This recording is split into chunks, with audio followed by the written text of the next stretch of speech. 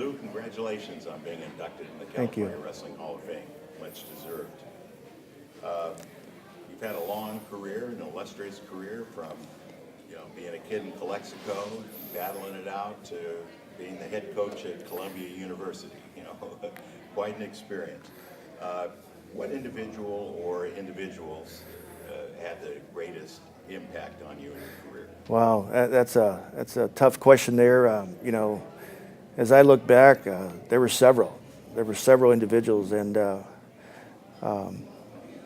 I know back in college when I started at Cal Poly, I remember Scotty Heaton.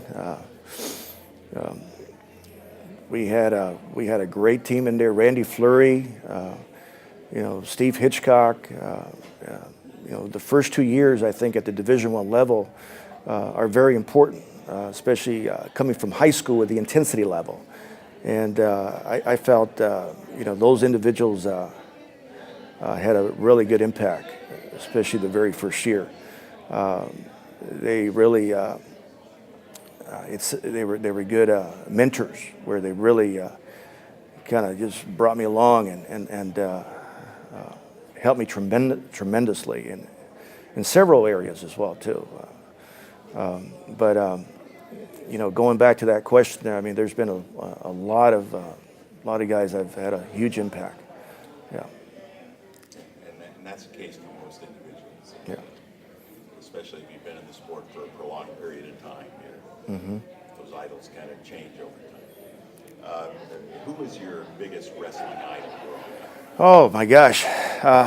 Well, in high school, I played 3 sports in high school as a football player. I also I wrestled and played baseball, and in college is where I really concentrated and really put all my effort in one sport. I can say that Dan Gable is a prime example where I think you ask any wrestler throughout the country, and it's just a great role model, and the intensity, which I really enjoy that type of style, but I would say that Dan Gable would be right up there. What part of your personality, or what aspect of your personality contributed the most to your success in wrestling? Perseverance. Perseverance is, I would say, in wrestling, you get taken down, you got to find a way to get out. You got to find a way to score. You got to find a way to beat your opponent. And I think perseverance, a good example is I remember losing at the NCAA championships in the quarterfinals against Ricky Stewart from Oklahoma State.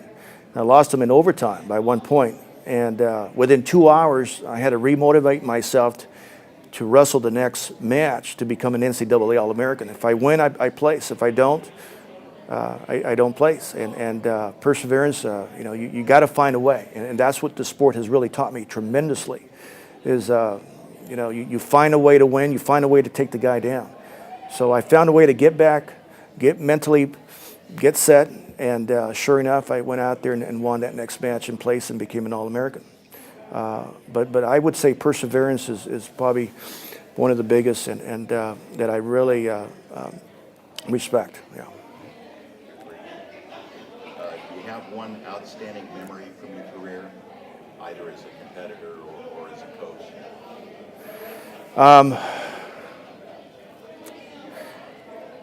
I think I've had an opportunity to really coach outstanding wrestlers. Daryl Pope, Paul Keesaw. I can go on, but I would say the one that really stands out would be a kid from New York, Nick Zerlett, and he was never qualified to the high school state meet, and he came out in Columbia and worked extremely hard, and his senior year, he ended up winning the EIWA championship. He took first as NCAA qualifier. But here's a kid that really came on board and really worked hard. And on top of that, he went on to grad school. He became a neurosurgeon. And, you know, I look back and just that hard work that he, you know, it was a wonderful opportunity to work with someone like that, where you can see the, you know, development from his freshman year all the way to his senior year.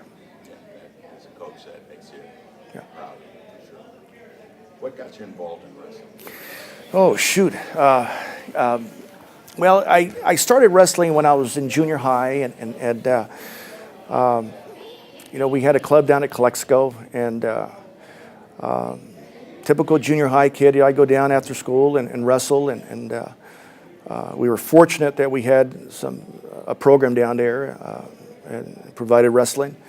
But my brother John, really, he's the one that really guided me and took me to practice, but wrestling in high school, I mean, again, you know, playing the three sports, and you know, it was in college where I really concentrated in wrestling and really, you know, jumped to the next level there.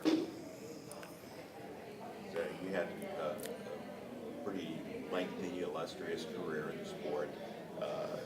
If you had the opportunity to do things over, would you? And if so, what would you do? You know, as I look back, and there's been some great chapters in my life, and I think wrestling gave me a wonderful opportunity. It gave me an opportunity to coach at an Ivy League school, you know, and I wouldn't change anything. I would not change anything, and it's a wonderful sport. It's taught me great qualities, and those qualities I also use in every day in life, and that's what's great about the sport of wrestling. It's such an individual sport that you learn so many great qualities. Perseverance, for example, you know, and I wouldn't change anything. I've had a wonderful experience with the sport of wrestling. It's always nice when you're satisfied at the end. Yeah. What would you like people to remember about Lou Montano? As a former coach, you know, I never turned anyone down. When somebody wanted to drill or work out, I was always there. And that's one thing I really, as I look back, is helping the wrestlers, making sure that if they want to work, I was always there. I was always there, and guiding them as well too.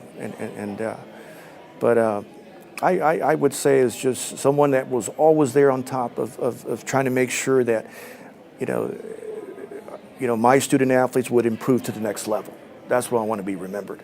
And somebody that really was always there, and making sure that they had good guidance to the next level. And they certainly did. Yeah. So congratulations. Thank you. Once again, Lou, for being inducted to the California Wrestling Hall of Fame. Thank you.